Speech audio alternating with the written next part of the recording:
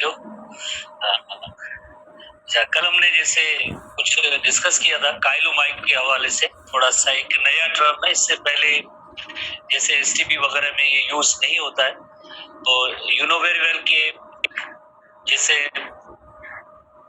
Small intestine के अंदर lumen और गट, ल्यूमन और गैप है, जो स्पेस है, कैविटी है, उसके अंदर जैसे डाइजेशन का अमल तो होता है। स्मॉल इंटेस्टाइन का जब क्रॉस सेक्शन करते हैं तो 4 लेयर बनते हैं, जैसे you know very well. Outer one is the serosa, second layer होता है जिसे मस्क्यूलरिस कहते हैं, हमने पढ़ा है, ठीक है, हमने काफी बार पढ़ा है इन लेयर्स की, अब आपको यकीनन याद होने चाहिए। उसके बाद मस्क्यूलरिस के बाद सब म्यूकोजा के बाद देन म्यूकोजा लेयर आता है। तो म्यूकोजा के अंदर जो फिंगर लाइक प्रोजेक्शंस हैं, इन फिंगर लाइक प्रोजेक्शंस को हम कहते हैं विलाय कहते हैं। और विलाय की जैसे अगर एक सिंगल विलस को देखा जाता है तो उसके अंदर इपीथेलियल सेल्स होते हैं। ये इपीथेलियल सेल्स जो है उनके अंदर माइक्रोविलाय है, और इपीथेलियल सेल्स के जरिए जैसे हम ल्यूमन से जो भी चीजें होती है एब्जॉर्ब होगी, जब कैपिलरीज के अंदर, ब्लड कैपिलरीज के अंदर या लिम्फ कैपिलरीज के अंदर आएंगे तो इस इपीथेलियल सेल से क्रॉस करके आएंगे, इपीथेलियल सेल से क्रॉस करके आएंगे। तो यहाँ पे ये जो सेल दिया गया है, दिस इज इपीथेलियल सेल, ये इपीथेलियल सेल है। इस हवाले से अगर आपको यकीनन पॉइंट्स कुछ याद होंगी तो ये जो है प्रोजेक्शंस है, इन्हें हम कहते हैं माइक्रोविलाय कहते हैं। सबसे पहले जैसे जब फैट्स डाइजेस्ट होती है, you know very well, fats जब डाइजेस्ट होती है तो मोनोग्लिसराइड्स एंड फैटी एसिड्स में कन्वर्ट होते हैं। तो ये जो है सबसे पहले एब्जॉर्ब होंगे, एब्जॉर्प्शन का अमल होगा। आगे जिस तरह से जैसे जो भी फूड होता है आइदर जो है ब्लड कैपिलरीज के अंदर जाता है या लिम्फ कैपिलरीज के अंदर जाता है। लिम्फेटिक सिस्टम का एक ये भी काम होता है, absorption and delivery of the fat होता है लिम्फेटिक सिस्टम का काम। तो यानी सबसे पहले मोनोग्लिसराइड एंड फैटी एसिड ये एब्जॉर्ब होंगे, किसके अंदर एब्जॉर्ब होंगे? सबसे पहले इस लाइक जैसे ये एपिथेलियल सेल है, this is called the epithelial cell, epithelium है, इसके अंदर जो है इसमें एब्जॉर्प्शन होगी। जैसे एब्जॉर्प्शन होगी इसी सेल के अंदर जैसे smooth endoplasmic reticulum, smooth endoplasmic reticulum जिसे एसईआर कहते हैं, शॉर्ट फॉर्म एसईआर कहते हैं, इसके अंदर ये ट्राइग्लाइसराइड में कन्वर्ट होगा, it is converted into triglyceride. जैसे हमारे एनटीबी बुक के अंदर या एसटीबी बुक के अंदर ऐसे लिखा हुआ है कि they are converted into fats या ट्राइग्लाइसराइड लिखा हुआ है। तो ट्राइग्लाइसराइड के अंदर ये कन्वर्ट हुए, उसके बाद इसी एपिथेलियम के अंदर दूसरे लिपिड्स जैसे कोलेस्ट्रॉल भी होता है, प्रोटीन्स भी होता है, ये भी सब जैसे प्लस में ये ट्राइग्लाइसराइड गोल्जी एपराटस के जरिए जैसे एक काइलोमाइक्रोन बनेगी, काइलोमाइक्रोन बनेगी। अब हम जैसे देखेंगे व्हाट इज काइलोमाइक्रोन और उसकी इंपॉर्टेंस क्या है। तो काइलोमाइक्रोन देन जो है इस एपिथेलियल सेल से एक्सोसाइटोसिस प्रोसेस के जरिए, एक्सोसाइटोसिस प्रोसेस के जरिए जैसे हमारे एनटीबी बुक में लिखा हुआ है, हम जैसे एनटीबी बुक को जैसे देख रहे हैं तो उसमें ये पॉइंट्स है। एक्सोसाइटोसिस से यकीनन किस में जाएगा? देन जो है लिम्फ कैपिलरीज या जिसे लैक्टियल कहते हैं, और लैक्टियल के जरिए जैसे ये ट्रांसपोर्ट होगा और अल्टीमेटली ब्लड सर्कुलेशन में जाता है। तो काइलोमाइक्रोन्स क्या होते हैं? काइलोमाइक्रोन्स जो है ना, actually chylomicrons triglyceride rich lipoproteins है जो कोलेस्ट्रॉल एंड फास्फोलिपिड को कैरी करते हैं। अगर इसकी कंपोजिशन देखी जाए, ये ऐसी पॉइंट्स हैं जो हमारी बुक में नहीं है और नहीं आपको याद करनी है, जिससे थोड़ा सा हम समझ रहे हैं कि इसके अंदर जो ट्राइग्लाइसराइड होते हैं ज्यादा होते हैं, 85 to 95% फास्फोलिपिड्स भी होते हैं, कोलेस्ट्रॉल भी होता है, इसी तरह से इसमें प्रोटीन की भी कंसंट्रेशन होती है। तो ये इनकी जो इसे काइलोमाइक्रोन की जो इसे कंपोजिशन है कि काइलोमाइक्रोन के अंदर क्या होता है। काइलोमाइक्रोन फिर आगे क्या करेंगे, जैसे इसका मेन काम है transport lipids absorb from the intestine, intestine से एब्सॉर्ब हुए कहाँ जाएंगे? देन एडिपोज टिश्यू के अंदर, you know very well, adipose tissue जहाँ पे जैसे ये फैट्स स्टोर होती हैं उस टिश्यू को हम कहते हैं एडिपोज टिश्यू, जो स्किन के नीचे होता है। Cardiac and skeletal muscle tissue उनको भी उनकी तरफ भी जाता है। वेयर देयर ट्राइग्लाइसराइड कंपोनेंट्स जो है ब्रेक होंगे, ब्रेक होने के बाद they release free fatty acid, और फ्री फैटी एसिड्स जो है देन उन टिश्यूज में एब्जॉर्ब होते हैं, और यही फ्री फैटी एसिड आगे जैसे एनर्जी यानी मेटाबॉलिज्म में आगे इनका यूज भी होगा फ्री फैटी एसिड का। तो ये जो रोल होता है या फंक्शन होता है इन काइलोमाइक्रोन का होता है, काइलोमाइक्रोन का मेन जो काम है कि transport lipids absorb from the intestine से जो लिपिड्स एब्जॉर्ब करेंगे और देन उसको जो ट्रांसपोर्ट करेंगे, ट्रांसपोर्ट करने के लिए जैसे उसके अंदर आप जैसे देखें मेन जो इसके अंदर कंपोनेंट है वो है ट्राइग्लिसराइड, प्लस में फास्फोलिपिड्स भी होते हैं, कोलेस्ट्रॉल भी होते हैं, प्रोटीन भी होते हैं। बिकॉज जो लिपिड की जो जैसे ट्रांसपोर्टेशन होती है वो एक काइलोमाइक्रोन के जरिए भी होती है, एक हाई डेंसिटी लिपोप्रोटीन होते हैं HDL कहते हैं, लो डेंसिटी लिपोप्रोटीन होते हैं, शायद एक और भी कंपोनेंट है जिसके जरिए लिपिड की ट्रांसपोर्ट होती है हमारी बॉडी के अंदर। तो काइलोमाइक्रोन में लिपिड कौन से स्पेशली जो ट्राइग्लिसराइड है इनकी जैसे ट्रांसपोर्ट होती है, ये सिग्निफिकेंस और इम्पोर्टेंस होती है काइलोमाइक्रोन। एक और जैसे किसी स्टूडेंट ने पूछा जो बुक में नहीं सवाल होते हैं वो बिला वजह यहाँ पे हमारी टेक्निकल टीम है उसको भी जैसे कहते हैं ये क्या है, मेडिकल तो हम नहीं पढ़ रहे हैं, एटलीस्ट मेडिकल नहीं पढ़ रहे हैं, जो बुक के अंदर पॉइंट्स होती है STP NTP वगैरह तो उनकी जो पॉइंट्स यकीनन हम यहाँ पे डिस्कस करते हैं। आपके मेडिकल रिलेटेड यकीनन जो क्वेश्चन हो आप नेक्स्ट इसी साल जैसे आपकी जैसे सिलेक्शन हो आपके पास काफी सारे नए नए बुक्स आएंगे, गाइटन का फिजियोलॉजी आ जाएगा और एनाटॉमी स्नेल्स एनाटॉमी आ जाएगी, सारे बुक आप पढ़ेंगे, डिटेल भले आप पढ़े वहां पे जाके, हमारा वहां पे जैसे आप पढ़ेंगे हमें खुशी होगी कि आप जो बहुत अच्छा पढ़ रहे हैं। बट इस स्टेज पे में एंट्री टेस्ट के हवाले से हमारे पास इतना टाइम नहीं होता है और ना ही उस टॉपिक से उनका रिलेशन होता है और ना ही होते हैं तो हम पे ज्यादा तवज्जो नहीं देते। अगर GIT को देखा जाए तो पूरा साल GIT पे आप पढ़े ये 6 महीने पूरे तो आप GIT भी कंप्लीट नहीं कर पाएंगे, इतनी जैसे इसमें नॉलेज होती है। तो हम क्या करते हैं तो द पॉइंट जो STP NTP बुक की बुकिश पॉइंट्स होती है वो डिस्कस करते हैं। एनीवे सवाल उसका था कि ड्यूटिनल ग्लैंड्स क्या है, ड्यूटिनल वो सवाल जिससे सेंड करने के बाद बड़े बड़े क्वेश्चन मार्क पीछे आते हैं, question mark. Duodenal glands Brunner's gland भी कहते हैं, ड्यूटिनम के अंदर मौजूद होते हैं जिनका काम होता है म्यूकस प्रोड्यूस करना, ठीक है। इसी तरह से हम नेक्स्ट आगे आज के टॉपिक से हम स्टार्ट करेंगे, जैसे स्मॉल इंटेस्टाइन के बाद यकीनन आगे जो पार्ट आता है वो लार्ज इंटेस्टाइन का होता है। स्मॉल इंटेस्टाइन के बाद लार्ज इंटेस्टाइन का पार्ट, जैसे हमने स्मॉल इंटेस्टाइन को कंप्लीट जैसे किया है जिसमें स्मॉल इंटेस्टाइन में कौन कौन सी चीजें देखी थी, यकीनन ड्यूटीनम के बाद जैजुनम के बाद इलियम पढ़ा और उसके बाद इलियम के बाद अब नेक्स्ट सेक्शन है जिससे हम कहेंगे लार्ज इंटेस्टाइन कहेंगे। किसी बुक में जैसे लार्ज इंटेस्टाइन वगैरह की लेंथ दी गई है नहीं दी गई है, बट ये ओवरऑल जैसे एवरेज जैसे 1.5 मीटर होती है, डायमीटर भी जैसे किसी बुक में है नहीं भी है तो इनका डायमीटर किन जगहों पे 7.6 सेंटीमीटर और 3 इंचेस इनका डायमीटर होता है लार्ज इंटेस्टाइन का। जैसे आपको पता है कि ये नेम इस वजह से आया है लार्ज बिकॉज इसका जो डायमीटर है वो बड़ा है, ज्यादा है। स्मॉल इंटेस्टाइन इसका जो डायमीटर जैसे आपने पढ़ा है 2.5 सेंटीमीटर, हालांकि स्मॉल इंटेस्टाइन की जो लेंथ है वो 6 मीटर है। अगर लेंथ के हवाले से कंपेयर किया जाए तो हम कहेंगे ये तो लार्ज इंटेस्टाइन नहीं है, लार्ज इंटेस्टाइन की लेंथ तो 1.5 मीटर तक है, बट स्मॉल इंटेस्टाइन की लेंथ है वो ज्यादा है, 6 मीटर है। स्मॉल इंटेस्टाइन का डायमीटर जो है उसका छोटा होता है 2.5 सेंटीमीटर है, इस वजह से इसे हम स्मॉल इंटेस्टाइन कहते हैं। लार्ज इंटेस्टाइन का डायमीटर ज्यादा होता है 7.6 सेंटीमीटर और 3 इंचेस के बराबर होता है, इस वजह से हम इसे कहते हैं लार्ज इंटेस्टाइन, ठीक है। होपफुली आपने इस टर्म को जैसे सीखा होगा कि वाई ये स्मॉल इंटेस्टाइन या लार्ज इंटेस्टाइन क्यों कहते हैं। उसके बाद जैसे नेक्स्ट पहली पॉइंट है एनटीपी के हवाले से कि junction between ileum and intestine, large intestine is ileocecal junction guarded by ileocecal sphincter. जैसे आप यकीनन मेडिकल साइंसेस में जाएंगे थोड़े से कंपाउंड वर्ड आएंगे, अभी भी जैसे कुछ स्टूडेंट हैं जैसे नए मेडिकल टर्मिनोलॉजी सीखते हैं तो उनको जरा मुश्किल होती है, बट बहुत ही आसान। इलियोसिकल इसको शो करता है, इलियो वर्ड इलियम को शो करता है, सीकल किसको शो करता है, सीकल जो है सीकम को शो करता है।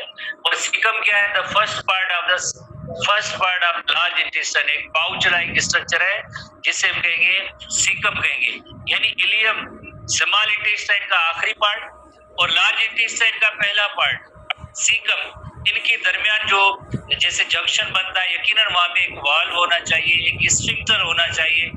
जैसे आपको पता है कि हर जगह पे डाइजेस्टिव ट्रैक्ट में मुख्तलिफ सेक्शंस के दरमियान स्फिंक्टर्स मौजूद है जी, जो मीन्स ये इनके अंदर जो कंटेंट्स आते हैं, डाइजेस्टिव कंटेंट्स आते हैं, इनके मटेरियल के फ्लो को रेगुलेट कर रहा है, किस जगह पे कितनी अरसे तक ये मटेरियल रहना है, देन आगे जाना है, तो उसके लिए जैसे उनको फ्लो को रोकना, स्टॉप करना, ये काम इन स्फिंक्टर्स का होता है। स्फिंक्टर्स जब कॉन्ट्रैक्ट होते हैं, नैरो होते हैं, तो कोई भी चीज आगे पास नहीं होती है। स्फिंक्टर्स जब रिलैक्स होंगे तो ट्यूब्यूलर चीजों से कंटेंट्स एक जगह से दूसरी जगह में ट्रांसपोर्ट होते हैं या मूव होते हैं। इसी तरह से स्मॉल इंटेस्टाइन का जो आखिरी पार्ट है, जिसे हम इलियम कहते हैं, लार्ज इंटेस्टाइन का पहला पार्ट जिसे सीकम कहते हैं, तो यहाँ पे जो जंक्शन होगा, यकीनन इस जंक्शन को हम कहेंगे इलियोसीकल जंक्शन।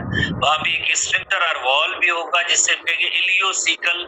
स्फिंक्टर भी कहते हैं, वॉल भी कहते हैं। एक मेडिकल टर्मिनोलॉजी में एक और भी टर्म है बोहाइन्स वॉल। बोहाइन्स वॉल जो हमारी बुक वगैरह में नहीं है तो याद करने की जरूरत नहीं है, बोहाइन्स वॉल भी जिसे कहते हैं, ठीक है। Is proximal end of the large intestine, जिसे यकीनन जैसे एक लफ्ज का प्रॉक्सिमल और दूसरा इसका जो अपोजिट टर्म है distal. Proximal and distal part जैसे स्ट्रक्चर के हवाले से नोट की जाते हैं। जो जैसे स्मॉल इंटेस्टाइन से जो पार्ट अटैच है लार्ज इंटेस्टाइन का पहला पार्ट है, उसे प्रॉक्सिमल कहते हैं। तो एंड वाला लास्ट वाला होगा उसे कहेंगे डिस्टल कहेंगे। जैसे अगर हम इस अपनी आर्म को देखें, जो अटैच है आर्म, ये पार्ट प्रॉक्सिमल कहलाएगा। हैंड जो है अवे फ्रॉम अटैचमेंट है, तो इसे डिस्टल पार्ट कहेंगे। एक होता है प्रॉक्सिमल पार्ट और दूसरा होता है डिस्टल पार्ट। प्रॉक्सिमल पार्ट और डिस्टल पार्ट, ठीक है। तो ये caecum is the proximal end of the large intestine, which जहाँ पे लार्ज इंटेस्टाइन और स्मॉल इंटेस्टाइन आपस में मिलते हैं या जंक्शन जो बनता है, जहाँ पे जंक्शन बनता है। Attach to the caecum is a small blind tube about 9 centimetre long, that is called vermiform appendix. उसे हम कहते हैं वर्मीफॉर्म अपेंडिक्स कहते हैं। 9 centimetre blind tube. Blind tube आगे हम आते हैं, ब्लाइंड ट्यूब भी डिस्कस करते हैं, बट यहाँ भी जैसे आप टोकिन टाइप का सवाल देखें, 9 centimetre long, that is the vermiform appendix है, ठीक है। The walls of the appendix contain many lymph nodules, जिसका काम जो है इम्यूनिटी प्रोवाइड करना, इम्यून सिस्टम का कंपोनेंट है, इम्यून सिस्टम का कंपोनेंट होता है lymph nodules. The colon is, उसके बाद जो दूसरा सेक्शन होता है, पहला सेक्शन जो है उसे हम कहेंगे सीकम, दूसरे पार्ट को लार्ज इंटेस्टाइन के पार्ट को कहेंगे colon. Is about 1.5 metre long in consist of 4 sections और पार्ट्स। है तो कंटिन्यूअस, बट इसके 4 सेक्शन है। पहले सबसे पहले असेंडिंग कोलोन होगा, transverse colon, descending colon and then sigmoid colon, और ये जो है इसके 4 सेक्शन है। कोलोन के बाद फाइनल जो पार्ट होता है उसे कहते हैं रेक्टम कहते हैं। तीसरा और आखिरी पार्ट जो होता है रेक्टम कहते हैं। Rectum is a straight muscular tube that begins at the terminal end of the sigmoid colon, और आखिर में जैसे एक एनल ओपनिंग और एनस होती है, एनल ओपनिंग और एनस डाइजेस्टिव ट्रैक्ट के अंदर, जैसे रेक्टम के बाद जो है एनस और एनल ओपनिंग होती है। तो लार्ज इंटेस्टाइन की जो सेक्शन है उसमें सीकम पहला पार्ट जो पाउच लाइक है, उसमें एक आउट ग्रोथ निकलती है, उसका आउट ग्रोथ का नेम है जो ब्लाइंड ट्यूब है, जिसका नेम है वर्मीफॉर्म अपेंडिक्स, और जस्ट अपेंडिक्स भी कहते हैं, ओनली अपेंडिक्स भी कहते हैं। दूसरे सेक्शन का नेम है कोलोन, तीसरे पार्ट का नेम है रेक्टम। रेक्टम के बाद एक टर्मिनल ओपनिंग है, that is called anal opening और एनस, ठीक है। तो हम इन सेक्शंस को देखते हैं कि ये सेक्शंस कहाँ है। अभी जो हमने जितनी चीजें डिस्कस की हम उन पे आते हैं। जैसे आप देखिए इलियोसीकल वॉल, इलियोसीकल वॉल यानी ये पार्ट जो होगा ना, इस पार्ट को हम कहेंगे इलियम। आखिरी जो पार्ट है स्मॉल इंटेस्टाइन का सेक्शन है, इसे हम कहेंगे इलियम कहेंगे। इलियोसीकल ये जो पार्ट होता है, इस पार्ट को जैसे सीकम कहते हैं। लार्ज इंटेस्टाइन का जो पार्ट है, पहला पाउच लाइक स्ट्रक्चर है, इसे सीकम कहते हैं। सीकम एंड इलियम के दरमियान ये वॉल और स्फिंक्टर है, इसका नेम होगा इलियोसीकल स्फिंक्टर। इसी सीकम में से एक ब्लाइंड ट्यूब आउटग्रोथ निकलती है, इसका नेम है अपेंडिक्स। अपेंडिक्स और वर्मीफॉर्म अपेंडिक्स कहते हैं। 9 centimetre long blind blind tube, because blind की मीनिंग है ये एंड इसका जो है क्लोज एंड है, इस वजह से हम इसे कहेंगे ब्लाइंड ट्यूब। और इसका अदर एंड जैसे ओपन है, ये एंड जो क्लोज है, so it is called the blind tube. उसके बाद जैसे दूसरा जो सेक्शन है, जैसे पहले सेक्शन को हमने सीकम जैसे टर्म दिया, दूसरे सेक्शन को जस्ट कोलोन, और तीसरा जो पार्ट होता है उसे हम कहते हैं रेक्टम कहते हैं। जो लार्ज इंटेस्टाइन के 3 सेक्शन अभी हमने पढ़े, तो पहला पार्ट जैसे एक इलियम एंड सीकम का जंक्शन हुआ, इलियोसिकल जंक्शन, जहाँ पे इलियोसिकल स्फिंक्टर और वॉल मौजूद है, और उसके बाद उसमें एक ब्लाइंड ट्यूब है, that is called the vermiform appendix. अब जिस तरह से दूसरा जो सेक्शन है उसे हम कहते हैं कोलोन कहते हैं। कोलोन की जैसे आगे 3 सेक्शन, एक है असेंडिंग कोलोन, असेंड लफ्ज की मीनिंग होती है अपवर्ड डायरेक्शन में, असेंडिंग कोलोन। दूसरा जो कोलोन होता है उसे हम कहेंगे जैसे ट्रांसवर्स कोलोन, ट्रांसवर्स या हॉरिजॉन्टल जैसे लफ्ज से इस्तेमाल होता है, ट्रांसवर्स और हॉरिजॉन्टल। दूसरे कोलोन को हम कहेंगे ट्रांसवर्स कोलोन। तीसरा जो सेक्शन होगा उसे हम कहेंगे, तीसरे सेक्शन को कहेंगे डिसेंडिंग कोलोन, डिसेंड की मीनिंग है डाउनवर्ड। उसके बाद जैसे एक थोड़ी सी कर्व है, जैसे एक सिग्मा सिंबल जो यूज होती है मैथ और फिजिक्स के हवाले से, इस तरह की कर्व होती है, इस वजह से इसका नेम आया सिग्मोइड कोलोन। एसटीबी बुक के अंदर ये टर्म नहीं है, और बाकी जैसे एनटीबी और दूसरे बुक्स में मौजूद है, आगे मेडिकल बुक्स में भी यकीनन मौजूद होनी चाहिए है। तो ये जो पार्ट होता है, इस पार्ट को हम कहेंगे sigmoid colon, this is called as sigmoid colon.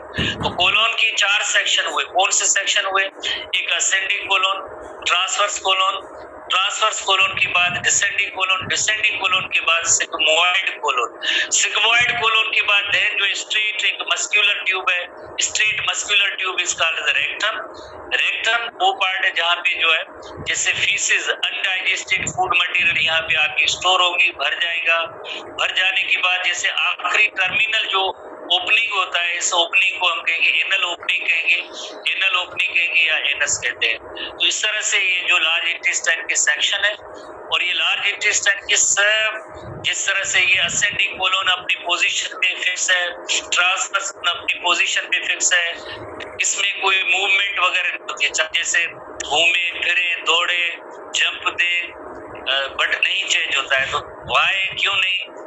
जैसे को कुछ अगर स्टूडेंट इनको नॉलेज है थोड़ी सी, अगर टाइपिंग कर दें कि वाई ऐसा क्यों होता है, हर आर्गन अपनी एक पोजीशन पे जो है फिक्स रहता है, किस रीजन की वजह से, थोड़ा सा टाइप करेंगे स्टूडेंट्स, टाइप करेंगे स्टूडेंट्स। यस साहब, क्या मैसेज आ रहा है, उसका जवाब क्या आ रहा है कि हर आर्गन अपनी पोजीशन पे फिक्स है, इसके दरमियान सारे स्मॉल इंटेस्टाइन के सेक्शन होते हैं, वाई ऐसा क्यों होता है?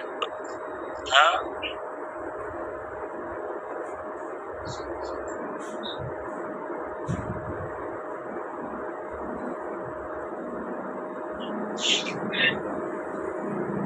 जैसे फर्स्ट ईयर की स्टूडेंट्स अभी रिसेंटली जैसे पढ़ा होगा, चैप्टर 10 के अंदर एक चीज मौजूद है, थोड़ा सा उसको आप याद करें, थोड़ा सा chapter 10 first year STB book के अंदर,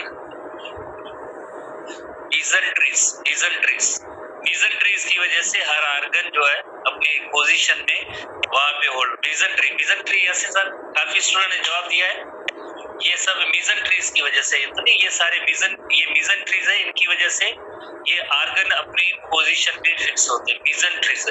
फर्स्ट ईयर में चैप्टर 10 फाइलम कार्डेटा, उसके अंदर मीजंट्री टर्म मौजूद है, ठीक है, एसटीबी बुक के अंदर, वहां पे आप देख सकते हैं मीजंट्रीज, ठीक है। एनीवे, तो ये हुए सेक्शन। अब हम आते हैं इसकी डिस्क्रिप्शन है, जैसे ज्यादा मेडिकल टर्मिनोलॉजी नहीं है, हम नहीं उसमें जाना चाहते हैं, और थोड़ी सी दोबारा से देखें ताकि आपको याद हो जाए। जैसे ये पार्ट जो इलियम का पार्ट है, इलियम पार्ट है, और ये पार्ट जैसे इलियोसिकल वॉल और स्फिंक्टर है, जो इलियम से कंटेंट है, जैसे लार्ज इंटेस्टाइन में इंटर होने से यहाँ पे जो इसकी रेगुलेशन करता है, जब ये ओपन होंगे तो इलियम से पार्ट जो जितने कंटेंट होंगे वो लार्ज इंटेस्टाइन में जाएंगे, जब ये क्लोज होगा तो यकीनन कोई चीज यहाँ पे पास नहीं हो सकेगी। जो पहला पार्ट है लार्ज इंटेस्टाइन का, उसे हम कहते हैं सीकम कहते हैं, जैसे ब्रिटिश इंग्लिश में जैसे CAE लिखा होता है, अमेरिकन इंग्लिश में CE से भी लिखा होता है, तो एक ही बात है, सीकम है।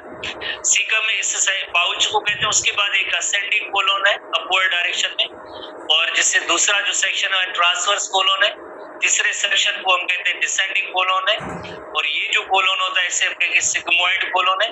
और उसके बाद जैसे एक स्ट्रेट मस्कुलर ट्यूब है that is called rectum.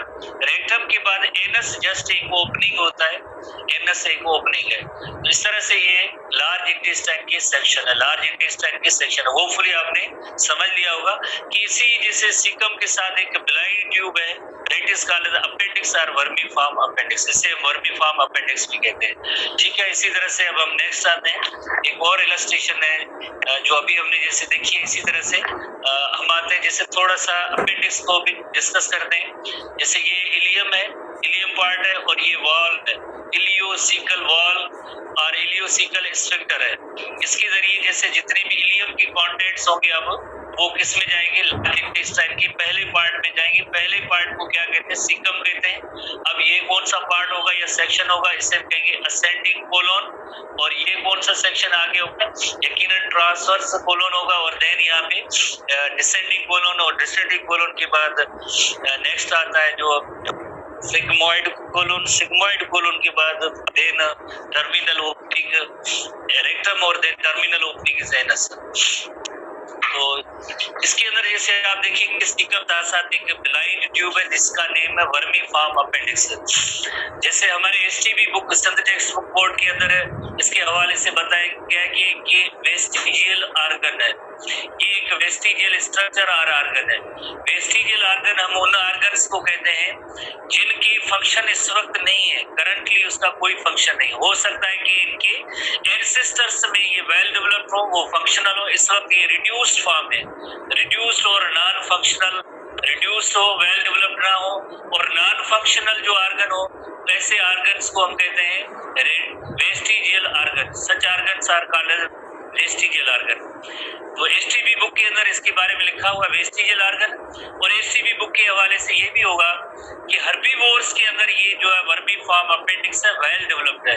Herbivores जो होते हैं जैसे गोट, शीप, घास खाने वाले, ग्रास खाने वाले, प्लांट ईटर्स जो होते हैं, उनके अंदर जैसे उनके अंदर ये जो है वेल डेवलप्ड होता है, क्योंकि इसके अंदर काफी सारे बैक्टीरिया होते हैं, काफी सारे बैक्टीरिया होते हैं। और ये बैक्टीरिया फिर क्या करते हैं, ये बैक्टीरिया जो एक एंजाइम प्रोड्यूस करते हैं, बैक्टीरिया एक एंजाइम प्रोड्यूस करते हैं जिस एंजाइम का नेम है सेल्यूलेज एंजाइम। सेल्यूलेज एंजाइम का काम क्या होगा, यकीनन डाइजेशन ऑफ सेल्यूलोज। सेल्यूलोज की डाइजेशन है सेल्यूलेज एंजाइम की मदद से होगा, और ये बैक्टीरिया की मदद से होगा। तो जो हर्बीवोर्स होते हैं उनके अंदर ये वेल डेवलप्ड है, बट ह्यूमन बीइंग के हवाले से बताया गया कि ये वेस्टिजियल ऑर्गन है, not fully developed, reduced form में है, नॉन फंक्शनल है। फिर भी जनरेशन आता है, कभी कभार इसके अंदर जैसे ब्लॉकेज या जैसे स्वेलिंग वगैरह हो जाती है तो सीवियर पेन होता है, और फौरन जो है सर्जरी की जरूरत होती है, इसकी रिमूवल कराई जाती है, बिकॉज इसके कोई डिफाइंड फंक्शन नहीं है। बट जो करंट रिसर्च वगैरह चल रही है उस हवाले से जैसे कहते हैं रिसर्चर है, ये तो वेरी इंपॉर्टेंट ऑर्गन है, इसके अंदर काफी सारे बैक्टीरिया रहते हैं, और जब बच्चे छोटे होते हैं तो इसके अंदर लिम्फोइड टिश्यू भी होते हैं, तो इम्यूनिटी प्रोवाइड करने में भी इस पार्ट का जैसे एक रोल भी होता है। ठीक है, इसे हम कहते हैं ये वर्मीफॉर्म अपेंडिक्स। ठीक है, appendix may serve as a reservoir for beneficial gut bacteria, उसके लिए रहने की ये जगह भी है। यंग जो बच्चे होते हैं उनके अंदर जैसे इम्यून सिस्टम के तौर पे भी काम करता है। बट हमारे बुक्स के हवाले से है कि ये एक वेस्टिजियल ऑर्गन है, ये एक वेस्टिजियल ऑर्गन है। ठीक है, ये एक वेस्टिजियल ऑर्गन है। तो अब हम आएंगे, नेक्स्ट आएंगे फंक्शंस ऑफ लार्ज इंटेस्टाइन पे आएंगे कि लार्ज इंटेस्टाइन के कौन कौन से फंक्शन है। एनटीबी बुक पढ़ रहे हैं, नेशनल टेक्स्ट बुक बोर्ड, उसमें जैसे 258 पेज पे आप आएंगे functions of large intestine. NTB का मतलब नेशनल टेक्स्ट बुक, एसटीबी का मतलब है सिंध टेक्स्ट बुक बोर्ड। ठीक है, STB NTB functions of large intestine. Because काफी कभी कभार हमसे ये भी सवाल पूछते हैं कि एनटीबी क्या है। ठीक है, तो हमें जरूरत पड़ती है कभी कभार टाइम टू टाइम बताने की व्हाट इज एनटीबी। ठीक है, national text functions of large intestine. Large intestine perform several important function. उसमें जो की फंक्शन या मेन फंक्शन एक है absorption of water and electrolytes, दूसरा फंक्शन है एब्जॉर्प्शन ऑफ विटामिन्स, एक और फंक्शन है reducing the acidity and protecting from infection. ठीक है, ये चार ओवरऑल हेडिंग है कि ये सारे फंक्शन जो है लार्ज इंटेस्टाइन के होते हैं। सबसे पहले एब्जॉर्बिंग वाटर एंड इलेक्ट्रोलाइट्स। तो उसमें क्या होता है, जैसे आपको पता है कि मेजर फूड तो उसकी 3 कैटेगरीज है। मेजर फूड की 3 कैटेगरीज है। कौन सी? एक जैसे कार्बोहाइड्रेट्स है जिनकी वेरियस फॉर्म्स हैं। इसी तरह से दूसरी कैटेगरी है जिसे हम कहते हैं प्रोटीन्स कहते हैं, और तीसरी जो मेजर फूड की कैटेगरी है उससे हम कहते हैं लिपिड्स कहते हैं। 3 ये जो है मेजर फूड कैटेगरीज है जिनकी जीआईटी के अंदर वेरियस सेक्शन के अंदर डाइजेशन भी होती है और एब्जॉर्प्शन के हवाले से हमने पढ़ा था कहाँ पे होगी, स्मॉल इंटेस्टाइन के अंदर जो सेक्शन है इलियम के अंदर विलाय होते हैं, वहां पे एब्जॉर्ब होकर सर्कुलेशन में शामिल हो गए, आइदर ब्लड सर्कुलेटरी सिस्टम या लिम्फेटिक सिस्टम के अंदर इंक्लूड हो जाते हैं। बट ये जो वाटर एंड इलेक्ट्रोलाइट्स है इनकी एब्जॉर्प्शन जैसे कहाँ पे होती है, इनकी एब्जॉर्प्शन जो होती है जैसे फर्दर डाइजेशन और breaking down of nutrients does not take place in the large intestine. Large intestine में नहीं होती है क्योंकि जैसे हमने पढ़ा है डाइजेशन का अमल स्मॉल इंटेस्टाइन तक ही महदूद है, आगे डाइजेशन का काम नहीं होगा क्योंकि ये सारे कंपोनेंट्स ब्रेक हो जाते हैं। उनको ब्रेक करने के लिए एंजाइम इन्हीं जगहों तक मौजूद है। और उसके बाद जैसे proximal of the large intestine functions to absorb some of the water and electrolytes making the stool solid. Stool कहते हैं फीसेस को। ह्यूमन फीसेस और अनडाइजेस्टेड फूड मटेरियल होता है। अनडाइजेस्टेड फूड मटेरियल के लिए अनडाइजेस्टेड फूड मटेरियल जिसे feces भी कहते हैं और स्टूल भी कहते हैं। स्टूल जैसे आपको याद है जैसे हमने पढ़ा था कि काइल जो बिल्कुल सॉल्युबल और लिक्विड फॉर्म में होता है, सॉल्युबल और लिक्विड फॉर्म में होता है, एब्जॉर्ब हो जाएगा। बाकी जिस तरह से और भी काफी कंपोनेंट्स हैं अभी तक जो लिक्विड फॉर्म में है, काफी थोड़े से पेस्ट की तरह इस तरह से है। तो अब जो है जैसे वाटर एंड मिनरल की एब्जॉर्प्शन होगी तो रिजल्ट क्या होगा, वाटर और मिनरल्स जैसे वाटर निकल जाएगा तो उसके बाद क्या होगा, फीसेस आहिस्ता आहिस्ता थोड़ी सी सॉलिड और हार्ड होना इनका अमल शुरू हो जाएगा। Substances that remain in the tube become faeces. जाहिर है जब जो भी अब अनडाइजेस्टेड फूड मटेरियल बचेगा या बनेगा that is called faeces which is stored in time in the distal portion of the large intestine. कौन सा distal portion of large intestine जहाँ पे फीसेस जमा होंगी, रेक्टम के अंदर जो है फीसेस जमा होती जाएंगी। रेक्टम के अंदर जैसे एक असेंडिंग कोलोन है, असेंडिंग कोलोन है वहां से वाटर एंड मिनरल की एब्जॉर्प्शन होती जाएगी। ट्रांसवर्स कोलोन है वहां पे वाटर मिनरल की एब्जॉर्प्शन। डिसेंडिंग कोलोन है और इसके बाद सिग्मोइड कोलोन है। सिग्मोइड कोलोन के बाद जैसे यकीनन जितना वाटर मिनरल एब्जॉर्ब हो जाएगी उसके बाद जैसे फीसेस जो आके टर्मिनल या डिस्टल एंड होता है जिसका नेम है रेक्टम, इसके अंदर आके जमा हो जाएंगी और देन फाइनल जैसे एनल ओपनिंग है या एनस है उससे जो है इंटेस्टाइन का अमल होगा या जो है फूड मटेरियल बाहर जाएगा।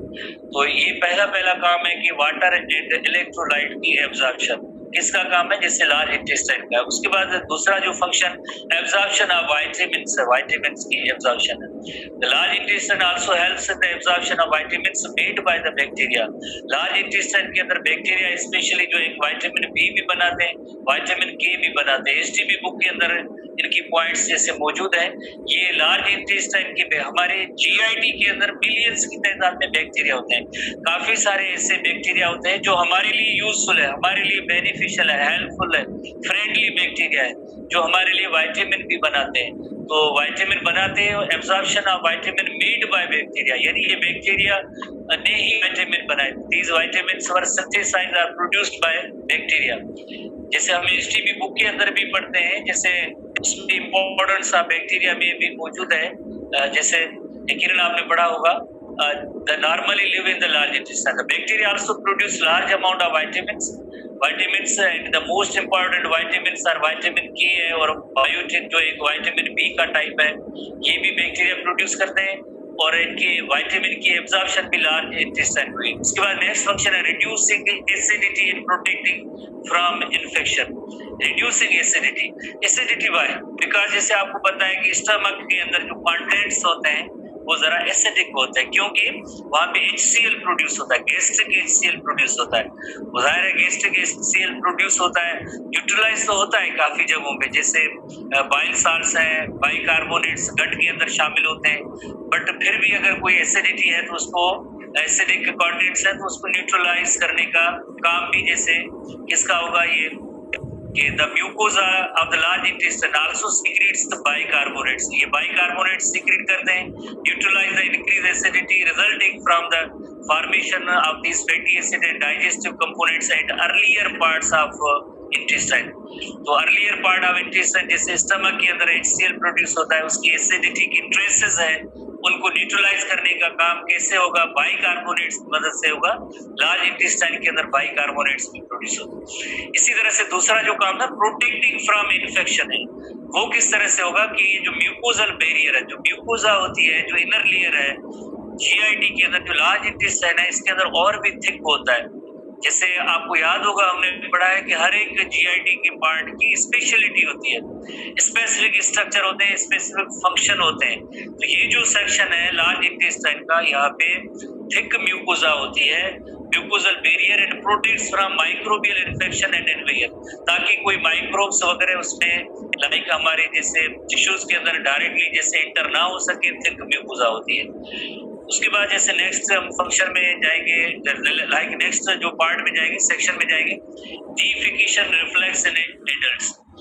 डिफिकेशन जैसे फीसेस तो लफ्ज आपने पढ़ा है, फीसेस जो है जिसे हम कहते हैं अनडाइजेस्टेड फूड मटेरियल। डी लफ्ज की मीनिंग होती है जैसे रिमूव करना, removal of faeces, removal of faeces जैसे इस अमल को हम कहते हैं डिफिकेशन कहेंगे। जब रेक्टम फीसेस से भर जाएगा तो उसके बाद जो है फीसेस की रिमूवल होगी, इस रिमूवल के अमल को हम कहते हैं डिफिकेशन कहेंगे। Defecation reflex in adults, reflex की मीनिंग होती है ये जो ऑटोनॉमिक फंक्शंस होते हैं, सिग्नल्स आते रहते हैं नर्वस सिस्टम की तरफ से जिस वेरियस ऑर्गन्स की तरफ जो हमारे विल या विश में नहीं होते हैं, तो इस तरह से जो है डिफिकेशन का जो अमल होता है। So when it is appropriate a person usually can initiate the defecation reflex। defecation जैसे पहले ही हमने डिस्कस किया है, स्पेलिंग का थोड़ा सा डिफरेंस होता है, FECEC भी लिखते हैं, FEAE भी लिखते हैं। FE जो ऐड होता है ना, जैसे सीकम में हमने जिससे पढ़ा था, ये ब्रिटिश इंग्लिश में अक्सर इस्तेमाल होता है और ये अमेरिकन के अंदर इस्तेमाल होता है। FE by holding a deep breath contracting the abdominal muscles। जैसे जब भी डिफिकेशन का अमल होता है तो जैसे कोई भी पर्सन एक डीप ब्रीथ के जरिए जैसे डीप ब्रीथ लेता है और डीप ब्रीथ के जरिए जैसे ब्रीथिंग को थोड़ा सा स्टॉप भी करते हैं और एब्डोमिनल मसल्स का जो प्रेशर होगा इसकी वजह से अल्टीमेटली वो किस पे आएगा? अल्टीमेटली रहेगा action increases the internal pressure that forces the faeces into the rectum. उसके बाद अगर फीसेस जो है यकीनन अगर जैसे कोलोन वगैरह में है तो भी जैसे वो रेक्टम तक आ जाएगी और रेक्टम फीसेस से भर जाता है, पहले से जैसे भरा हुआ है क्योंकि उसमें अनडाइजेस्टेड फूड मटेरियल जहाँ पे स्टोर होता है। When the rectum is filled, जब भी रेक्टम जैसे फुल हो जाता है, एक तो जिस तरह से अनडाइजेस्टेड फूड मटेरियल जिसे फीसेस कहते हैं, वाटर की एब्जॉर्प्शन होने के बाद थोड़ा सा सॉलिड भी हो गया, अब वो रेक्टम के अंदर आया और रेक्टम के एक और जैसे फिनोमेना कि जैसे कोई भी पर्सन है जैसे लाइक ब्रीदिंग को होल्ड करके एब्डोमिनल मसल्स के प्रेशर की वजह से ये होगा कि देन कोलोन से फीसेस जो है रेक्टम की तरफ जाएंगे। It's wall is distended. किसकी वॉल डिस्टेंडेड? रेक्टम की वॉल जो है डिस्टेंड हो जाएगी। डिस्टेंड की मीनिंग है स्ट्रेच हो जाएगी। जब भी फीसेस रेक्टम के अंदर आएगी तो ये इनकी वॉल यकीनन भरने से स्ट्रेच होगी and defecation reflex is triggered. जैसे मींस ये रेक्टम जो है फीसेस से भर जाता है तो एक सिग्नल और इम्पल्स जनरेट हो, सिग्नल जो है यकीनन ऐसे ट्रिगर्ड, रिफ्लेक्स इज ट्रिगर्ड कि ये जरूरत है कि अब इनकी जो है रिमूवल हो या डिफिकेशन का अमल हो, ये फीसेस की रिमूवल की जरूरत है, एक रिफ्लेक्स है, सिग्नल है। As a result, peristaltic waves in the descending colon are stimulated and internal and anal sphincter relaxes। हम आते हैं इलस्ट्रेशन पे, जो एनल ओपनिंग होती है उसमें एनल ओपनिंग और एनस होती है, तो वहाँ पे दो किस्म के स्फिंक्टर्स होते हैं, एक होते हैं इंटरनल एनल स्फिंक्टर और दूसरे होते हैं external anal sphincter. Internal anal sphincter जो होते हैं इनवॉलंटरी नेचर होते हैं, स्मूथ मसल्स के बने होते हैं, जो ऑटोनॉमिक नर्वस सिस्टम जिनको रेगुलेट करता है, जिन पे हमारा किसी पर्सन का विल या विश नहीं होती है। जो एक्सटर्नल एनल स्फिंक्टर होते हैं, जो एक्सटर्नल यानी बाहर आउटर साइड पे, उनकी जो किस मसल्स के बने होते हैं ये स्फिंक्टर ऐसे जो स्ट्रिप्ड मसल्स के बने होते हैं, वॉलंटरी नेचर होते हैं, जिसपे हमारा विल, विश या कंट्रोल पे होता है। तो दो किस्म के यहाँ पे स्फिंक्टर होते हैं, एक होते हैं इंटरनल, दूसरे होते हैं एक्सटर्नल। इंटरनल पे कोई भी हमारी will, wish, regulation, control, choice नहीं होती है, और जो एक्सटर्नल होते हैं वो हमारे विल या विश के अकॉर्डिंगली जैसे कॉन्ट्रैक्ट हो सकते हैं।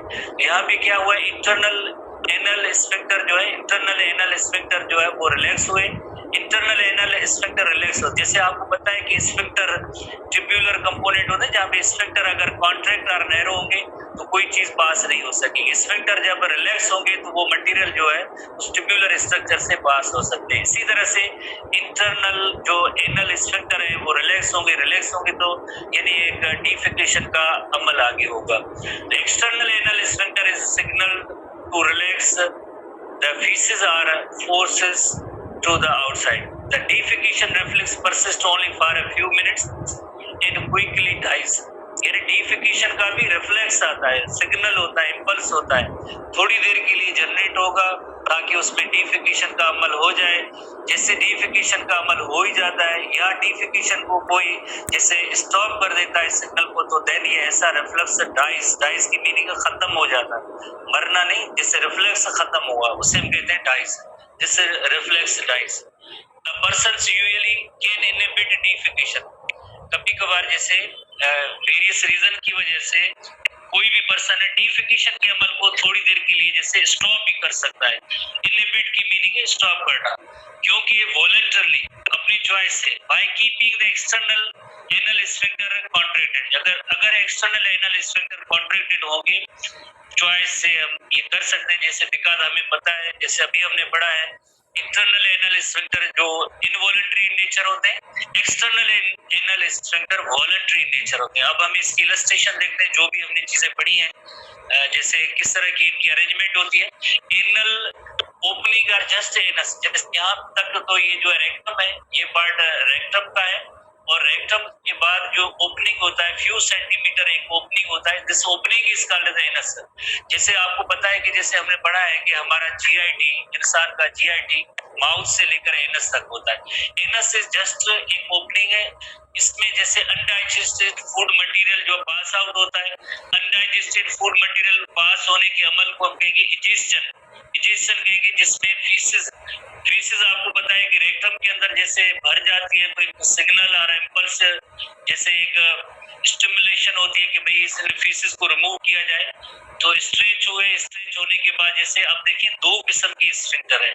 एक जैसे ये anal canal few centimetre 3-4 centimetre का एक जैसे ट्यूब है जिसमें जैसे फीसेस पास होंगी, तो उसमें एक है स्फिंक्टर। ये जो स्फिंक्टर है इन्हें हम कहेंगे internal anal sphincter. Internal anal sphincter ये स्फिंक्टर है, इन्हें हम कहेंगे internal anal sphincter. Internal anal sphincter internal anal sphincter involuntary nature है। दूसरी जो स्फिंक्टर है जिसे हम कहते हैं एक्सटर्नल एनल स्फिंक्टर। ये जो स्फिंक्टर है इससे हम कहते हैं external anal sphincter. External anal sphincter जो है वॉलंटरी नेचर होते हैं, इंटरनल जो होते हैं इनवॉलंटरी नेचर है। External anal sphincter they are voluntary nature. Voluntary की मीनिंग होती है जो पर्सन की विल या विश के अकॉर्डिंग होती है। इंटरनल जो होते हैं ये इनवॉलंटरी नेचर है, that are not in person's will और विश। इनवॉलंटरी है, स्मूथ मसल्स के बने होते हैं, और इसी तरह से नॉट इन विल और विश इसके अकॉर्डिंग। और ये जो एक्सटर्नल एनल स्फिंक्टर होते हैं ये स्ट्रिप्ड मसल्स और स्ट्राइटेड मसल्स के बने हुए हैं, और ये वॉलंटरी नेचर है, स्ट्रिप्ड मसल्स के बने होते हैं। तो इसी तरह से जो है वॉलंटरी, तो यानी हम कोई भी पर्सन है थोड़ी देर के लिए फीसेस की स्टॉप को रोक सकता है। इनवॉलंटरी जो विल या विश के अकॉर्डिंगली नहीं है। कभी कभार किसी इंसान की कुछ कंडीशंस की वजह से फीसेस का अमल रुकता ही नहीं है, क्योंकि जैसे वाई उसकी चॉइस के अकॉर्डिंगली नहीं होता, why because internal anal sphincter relax हो जाते हैं, तो इस तरह से ये हो सकता है। तो अगेन एक और भी जैसे इलस्ट्रेशन है जिसमें आप ये इंटरनल एनल स्फिंक्टर देख सकते हैं, ये इंटरनल है और दूसरी ये एक्सटर्नल एनल स्फिंक्टर है।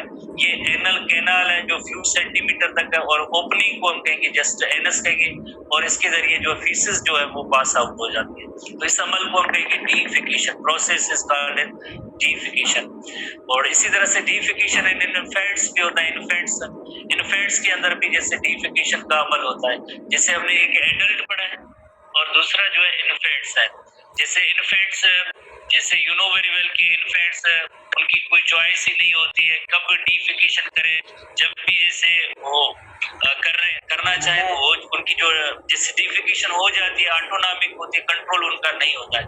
In infants the defecation reflex called automatic emptying of the bowel. Bowel कहते हैं ओवरऑल जीआईटी जिसे हम कहते हैं बाउल कहते हैं, यानी उनका GIT inconvenient times during the day because lack of conscious control exercise through voluntary contraction of the external anal sphincter।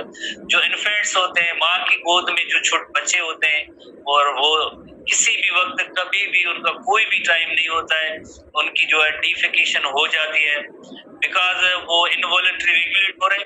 उन्होंने जैसे वॉलंटरी जैसे एक्सटर्नल एनल स्फिंक्टर है वो अभी तक उनका जैसे वो चॉइस के अकॉर्डिंगली काम नहीं कर रहे हैं। जैसे एडल्ट होंगे तो देन उसको किसी टाइम भी स्टॉप भी कर सकते हैं। अदरवाइज जैसे इन्फेंट्स होते हैं तो उसमें ये सारा डिफिकेशन का अमल इनवॉलंटरी नेचर होता है, that is the involuntary nature है। तो ओवरऑल जैसे हमने जैसे लार्ज इंटेस्टाइन पढ़ा है तो उसमें फंक्शन है थोड़े से absorption of water, microbial activity भी होती है, मास मूवमेंट भी होती है, डिफिकेशन का भी अमल होता है और फीसिस की फॉर्मेशन भी होती है और म्यूकस भी प्रोड्यूस होती है ताकि लुब्रिकेट हो जाए, थोड़े से म्यूकस स्केलेट भी है। ये हमारे बुक्स वगैरह में टर्म्स नहीं है, भले आप इनको याद ना करें, बट ओवरऑल ये सारी चीजें जैसे लार्ज इंटेस्टाइन के हवाले से है, लार्ज इंटेस्टाइन के हवाले। अब हम आते हैं रोल ऑफ एक्सेसरी ग्लैंड। जैसे आपको याद होगा हमने ह्यूमन डाइजेस्टिव सिस्टम में जैसे हमने पढ़ा था एक जीआईटी है, जीआईटी गैस्ट्रो इंटेस्टाइनल ट्रैक्ट है जो माउथ से लेकर एनस तक होता है, जो माउथ से लेकर एनस तक है उसे हम कहेंगे जीआईटी कहेंगे। और दूसरा जो उसके अंदर जो है एक्सेसरी ग्लैंड्स थे, एक्सेसरी ऑर्गन थे। ग्लैंड्स में जैसे लिवर और पैंक्रियाज है, लिवर पैंक्रियाज तो ये ग्लैंड्स है, बट एक्सेसरी ऑर्गन्स के हवाले से आपने देखा कि उसके यहाँ जैसे टीथ भी है और ओरल कैविटी के हवाले से आपने देखा सलाइवरी ग्लैंड्स भी मौजूद है। सलाइवरी ग्लैंड्स ये एक्सेसरी स्ट्रक्चर्स में आ जाते हैं। लिवर की सीक्रेशन जैसे बाइल जूस कहते हैं जो गाल ब्लैडर के अंदर स्टोर होती है। तो ये सब इनिशियल जो स्टार्टिंग में टॉपिक है उसके अंदर ये सारे कंपोनेंट मौजूद हैं कि कौन से जीआईटी के पार्ट है और जीआईटी किसे कहते हैं, एक्सेसरी पार्ट्स किसे कहते हैं। तो अब आज जैसे ये टॉपिक आ गया है रोल ऑफ एक्सेसरी ग्लैंड्स, जिसमें लिवर एंड पैंक्रियाज के रोल को पढ़ेंगे बिकॉज हमने जैसे सलाइवरी ग्लैंड को डिस्कस कर लिया है। सलाइवरी ग्लैंड जो 3 पेयर्स की सूरत में होते हैं ओरल कैविटी के अंदर। तो accessory glands of the digestive system are liver and जैसे गाल ब्लैडर तो जस्ट स्टोरेज के लिए होता है, कोई सीक्रेशन प्रोड्यूस वगैरह नहीं होती है इसमें, एंड पैंक्रियाज। तो सबसे पहले हम लिवर की तरफ आते हैं तो एक छोटी सी इलस्ट्रेशन देखते हैं, फिर इसकी जो है एक हम रीडिंग की तरफ आते हैं। जैसे की पॉइंट्स एसटीपी बुक के अंदर भी मौजूद है, उनको जरा आप याद करेंगे। बहुत ही इंपॉर्टेंट सवाल है एसटीपी बुक के अंदर। जैसे एसटीपी बुक के अंदर मौजूद है डक्ट का सिस्टम। जैसे लिवर है, लिवर बाइलोब्ड स्ट्रक्चर है, लिवर इज बाइलोब्ड स्ट्रक्चर और इसके अंदर जो सीक्रेशन होती है उसका नेम है बाइल जूस। बाइल जूस सबसे पहले ये एक प्रीवियस टेस्ट के अंदर सवाल भी काफी बार आ चुके हैं। तो बाइल जूस होगी सबसे पहले जो कलेक्ट होगी, जैसे आप देखिए right and left hepatic ducts from liver, from liver, liver से सबसे पहले बाइल जूस को कलेक्ट करने के लिए राइट एंड लेफ्ट डक्ट, ये 2 डक्ट्स है, इनका नेम है, हर एक डक्ट का नेम है right and left hepatic duct. तो इस डक्ट को हम कहेंगे हेपेटिक डक्ट कहेंगे, this duct is called the hepatic duct. Duct की मीनिंग होती है जैसे कोई छोटा सा ट्यूब, वेसल या नाली। तो सबसे पहले जैसे ये एसटीपी बुक में भी मौजूद है ऐसी अरेंजमेंट, और आज इसे अभी भी आप डिस्कस यहाँ पे हम कर रहे हैं, आप नोट कर लें, ठीक है। बहुत ही इंपॉर्टेंट क्वेश्चन होते हैं, टेस्ट रिलेटेड क्वेश्चन है। 2 hepatic duct, then right and left floors, lobe से आए, देन वो कॉमन हेपेटिक डक्ट हो गया। अब इस डक्ट का नेम है कॉमन हेपेटिक डक्ट। उसके बाद जैसे आप देखिए एक डक्ट है जिसका नेम है सिस्टिक डक्ट। सिस्टिक डक्ट के अंदर जैसे गाल आगे जो लीड्स टू गाल ब्लेडर के अंदर जो है बाइल जूस जो है स्टोर होती है। यहाँ पे बाइल जूस का स्टोरेज होता है, यहाँ पे आर्जी तौर पे स्टोरेज होगा। जब भी जैसे स्मॉल इंटेस्टाइन का पहला पार्ट है जैसे ड्यूटीनम कहते हैं, इसके अंदर जैसे कायम आता है तो फिर देन बाइल जूस रिलीज होती है, तो देन बाइल जूस रिलीज होती है। तो बाइल जूस रिलीज होगी तो सिस्टिक डक्ट से निकल के किस में आएगी, कॉमन बाइल डक्ट में आएगी। कॉमन बाइल डक्ट, ये लफ्ज आपको याद करने, सीरीज याद करनी है, common bile duct. Common bile duct के बाद जैसे आप यकीनन आगे देख रहे हैं कि एक पैंक्रियाज पार्ट भी है, यहाँ पे एक लीफ लाइक स्ट्रक्चर है जिससे हम कहते हैं पैंक्रियाज है। अनदर एक जैसे ग्लैंड है, digestive gland, endocrine as well as exocrine in nature है। पैंक्रियाज की जो पैंक्रिएटिक सिक्रीशन होती है ये पैंक्रिएटिक डक्ट के जरिए देन ये जो सेक्शन बनता है जो ड्यूटीनम में इंटर होता है, तो इस पार्ट का नेम है हेपेटोपैंक्रिएटिक डक्ट। इस सेक्शन का नेम है hepatopancreatic duct. Hepatopancreatic duct, hepatopancreatic duct, hepatopancreatic duct. Hepato किसको शो करता है, हेपेटो लिवर को शो करता है। जहां बायोलॉजिकल साइंसेस में हेपेटो लफ्ज इस्तेमाल हो इसकी मीनिंग होती है लिवर। हेपेटोपैंक्रिएटिक यानी पैंक्रियाज का जो पैंक्रिएटिक डक्ट आया है ये दोनों ज्वाइन होके एक हेपेटोपैंक्रिएटिक डक्ट बना दें, दैट इंटर्स इनटू द ड्यूटीनम, जो आके ड्यूटीनम में दाखिल होता है। यहाँ पे भी एक स्फिंक्टर होता है, you know very well, sphincter very important होते हैं कि लाइक जब ये नैरो या कॉन्ट्रैक्ट होंगे, जब ये नैरो या कॉन्ट्रैक्ट होंगे तो ये कंटेंट यहाँ पे पास नहीं हो सकेगी। जब स्फिंक्टर रिलैक्स होंगे तो ये मटेरियल इसमें पास हो सकते हैं, ठीक है। तो इस स्फिंक्टर का नेम है स्फिंक्टर ओडाई, याद करने की कोई जरूरत नहीं है। आगे जब आप मेडिकल स्टूडेंट बने वहाँ बुक्स में वो भले जो पढ़े, बट फिलहाल यहाँ पे इंट्री टेस्ट वगैरह इस तरह से हवाले से ये टर्म नहीं है। तो आपने क्या सीखा है इसमें, ये सीखा है कि जैसे लिवर की सिक्रीशन से बाइल जूस कहते हैं तो उसके अंदर सबसे पहले दो लोब्स होती है, लिवर की दो लोब्स होती है, बाई लोब स्ट्रक्चर है, दो लोब्स है, तो right lobe and left lobe से एक एक डक्ट आएगा, इसे हम कहेंगे hepatic duct. Hepatic duct common hepatic duct, then cystic duct leads into gall bladder. उसके बाद जैसे कॉमन बाइल डक्ट है, कॉमन बाइल डक्ट के बाद पैंक्रिएटिक डक्ट जो पैंक्रियाज से आता है, ये दोनों ज्वाइन होके हेपेटोपैंक्रिएटिक डक्ट बनेंगे और hepatopancreatic duct that enters into the duodenum. ये बात है एसटीबी बुक के अंदर भी मौजूद है, जरा आप अगर देखिए आई थिंक 300 पेज पे होगा, फर्स्ट पैरा में आई थिंक 300 है या 301 है जो कुछ है, या 299 जो भी, तो आप देख लेना शायद 300 पे है। तो उस पे आप जैसे देखेंगे तो उसमें पहली पैरा के अंदर ये सीरीज मौजूद है डक्ट्स की। अब हम आते हैं कि लाइक फंक्शंस ऑफ लिवर क्या है, और लिवर की जूस जैसे हम कहते हैं बाइल जूस, उसके कंपोनेंट क्या है। तो liver is largest internal organ of the body and the liver consists of two lobes से left and right lobe, एक टू माइनर लोब्स भी होते हैं। फिर आगे हम देखेंगे कंपोजिशन ऑफ बाइल पे आए, because secretion of liver, juice of liver is called secretion और juice, secretion of juice of liver is called bile. Bile जो है लिवर की सिक्रीशन या जूस को कहते हैं, और liver produces and secretes bile juice and it is stored in the gall bladder. जैसे आपको पता है ब्लैडर लफ्ज की मीनिंग होती है सैक या बैग, जैसे यूरिनरी ब्लैडर, ब्लैडर लफ्ज की मीनिंग होती है सैक या बैग। तो गॉल ब्लैडर इसके अंदर एक सैक या बैग लाइक स्ट्रक्चर है जिसमें जस्ट बाइल जूस स्टोर होती है। तो अब बाइल जूस कंपोज उसके अंदर क्या है, बहुत इंपॉर्टेंट क्वेश्चन। बाइल जूस के अंदर एंजाइम नहीं, digestive enzyme. Bile juice does not contain any digestive enzyme, कोई भी डाइजेस्टिव एंजाइम नहीं है। फिर क्या है, इसमें वाटर मौजूद है, वाटर है, साल्ट्स है। बाइल साल्ट्स के नेम क्या है, सोडियम ट्रारोकोलेट। जैसे आपने एसटीबी बुक, अगर जो इंटर क्लास के स्टूडेंट्स हैं उनको मालूम है, इंटर क्लास में एसटीबी बुक चैप्टर 1 के अंदर भी जैसे बाइल का एक टॉपिक भी दिया गया है, फंक्शंस भी दिए गए अलग अलग हेडिंग में, बाइल की कंपोजिशन भी दी गई है, इंटर में चैप्टर 1 में एसटीपी बुक के अंदर मौजूद है। तो उसमें भी ये सेम कंपोनेंट्स लिखे हुए हैं कि सोडियम टारोकोलेट, सोडियम ग्लाइकोलेट जो बाइल साल्ट्स है। उसके बाद जैसे बाइल पिगमेंट्स, बाइलिरुबिन एंड बाइलिवर्डिन है। जैसे आपको पता है कि लिवर के अंदर जैसे आफ्टर 120 डेज, लिवर के अंदर आफ्टर 120 डेज आरबीसीज डिस्ट्रॉय होते हैं। जब आरबीसीज डिस्ट्रॉय होते हैं तो उनकी जो बाई प्रोडक्ट्स होती है जैसे बाइल पिगमेंट के बाइलिरुबिन एंड बाइलिवर्डिन होते हैं। एसटीपी बुक फर्स्ट ईयर में एसटीपी में जैसे डाइजेस्टिव सिस्टम में भी इनकी जो एक जगह पे जैसे जिक्र है देखेंगे एसटीपी बुक के हवाले से, वहां भी मौजूद है। तो बाइल पिगमेंट्स जिन्हें हम कहेंगे बाइलिरुबिन और बाइलिवर्डिन, ये फीसिस के जरिए पास आउट हो जाएंगे। थोड़ी देर के बाद इनकी आगे डिटेल भी मौजूद है, थोड़ी सी डिटेल भी मौजूद है बाइलिरुबिन एंड बाइलिवर्डिन की। तो ये bilirubin and biliverdin are the bile pigments. उसके बाद कोलेस्ट्रॉल भी होता है। बाइल जो जूस है उसके अंदर कोलेस्ट्रॉल भी होता है, बिकॉज लिवर के अंदर कोलेस्ट्रॉल फॉर्मेशन भी होती है। जैसे लेसिथिन है एक फास्फोलिपिड का टाइप है, म्यूकस भी होती है, कुछ सेल्स एंड सेल डेब्रिस भी होते हैं।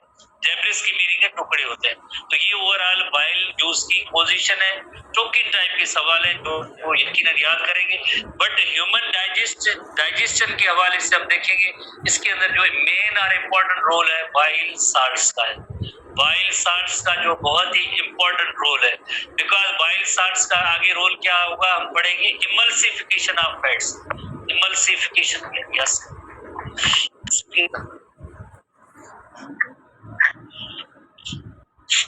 आपके काम लगा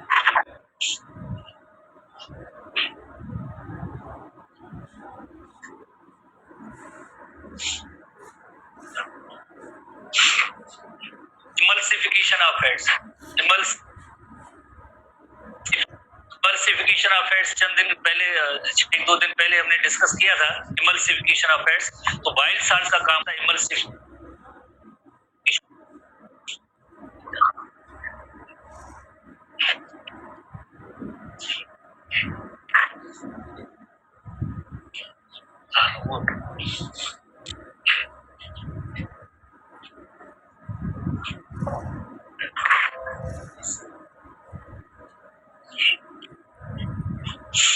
role of constituent of the bile juice के हर एक के अंदर जो रोल है, important role, that is the bile salts जो आपने पहले ही पढ़ा है, इमल्सिफिकेशन कराते हैं, reduce the surface tension of the fat globules, surface tension and emulsify them. जैसे एक बड़ा ड्रॉप होता है वो फैट का होता है, इमल्सिफिकेशन के प्रोसेस में क्या होता है कि यही जो बड़ा ड्रॉप है छोटे ड्रॉपलेट्स में ब्रेक होता है by the help of bile salts. Bile salts की मदद से ये काम होगा और ये लाइक जो ड्रॉपलेट्स में कन्वर्ट होंगे तो ही फिर देन जो है इसके ऊपर जो एंजाइम्स एक्ट करेंगे, देन एंजाइम डाइजेस्ट कर सकते हैं। तो इस पूरे प्रोसेस को हम कहते हैं इमल्सिफिकेशन ऑफ द फैट्स। जब फैट का जो ड्रॉप है छोटे ड्रॉपलेट्स में ब्रेक होता है by the action of bile salts. तो इसी तरह से और भी जैसे एंजाइम्स के लिए भी बेटर ये हुआ कि जब छोटे छोटे ड्रॉपलेट्स में ये ब्रेक होगा तो एंजाइम्स का भी इस पे बहुत ज्यादा एक्शन होगा, सरफेस एरिया भी ज्यादा बढ़ जाती है, thus increase their total surface area. This process is called the emulsification, and these small droplets are then acted upon by the enzyme lipase, and you know very well इसे हम कहते हैं pancreatic lipase, जिसे कहते हैं pancreatic lipase या pancreas की secretion है। Bilirubin results from the breakdown of the hemoglobin in the intestine bacteria। अच्छा यहाँ पे दो बहुत ही इंपॉर्टेंट सवाल है, वेरी इंपॉर्टेंट क्वेश्चन है, इसको इस को थोड़ा सा आप नोट करेंगे कि हीमोग्लोबिन की ब्रेकडाउन होगी, ब्रेकडाउन हीमोग्लोबिन की हुई, फिर देन इंटेस्टाइन के अंदर जो बैक्टीरिया होते हैं that convert bilirubin into the bile pigment that gives the feces its characteristic brown color। Human faeces होते हैं जिनका कलर जो ब्राउन होता है बिकॉज ऑफ इस पिगमेंट की वजह से। वो कौन सी पिगमेंट? जिससे बाइलिरुबिन पिगमेंट की वजह से होते हैं। ये किस तरह से bacteria convert bilirubin into pigment that gives the faeces convert bilirubin that gives faeces को जो कलर जो ब्राउन आता है इस बाइलिरुबिन की वजह से। इसी तरह से some of these pigments are also absorbed from contributing to the characteristic yellowish colour of the urine. इसी तरह से कुछ ये जो बाइलिरुबिन पिगमेंट एब्जॉर्ब भी हो जाती है, कुछ फीसेस में रिमूव होते हैं। किसी लाइक जैसे जैसे इंसान के हवाले से आपने यकीनन ऑब्जर्व किया होगा, यूरिन का कलर थोड़ा सा येलोइश होता है। व्हाई येलोइश होता है? Because of this bilirubin pigment. काफी सारी पिगमेंट जैसे ये फीसिस के साथ पास आउट हो गई, फीसिस का कलर येलोइश हो गया, बट जो कुछ पिगमेंट्स है एब्जॉर्ब हो गई, एब्जॉर्ब होने के बाद ये यूरिन के येलोइश कलर को कंट्रीब्यूट करते हैं, तो ये बाइलिरुबिन के हवाले से। ठीक है, तो इसको की क्वेश्चन है, इंपॉर्टेंट क्वेश्चन है, इसको जरा आप देखें। Bile salts also help in the absorption of fatty acid from the intestinal tract. ये भी एक एडिशनल थोड़ा सा रोल है, एडिशनल रोल है, जस्ट याद करेंगे। Fatty acid in the lumen of the deuterium stimulate the other endocrine glands to release the hormone called CCK, cholecystokinin। जैसे आपको बताया ना, fatty acid in the lumen of the duodenum stimulates yes sir, time आए, time थी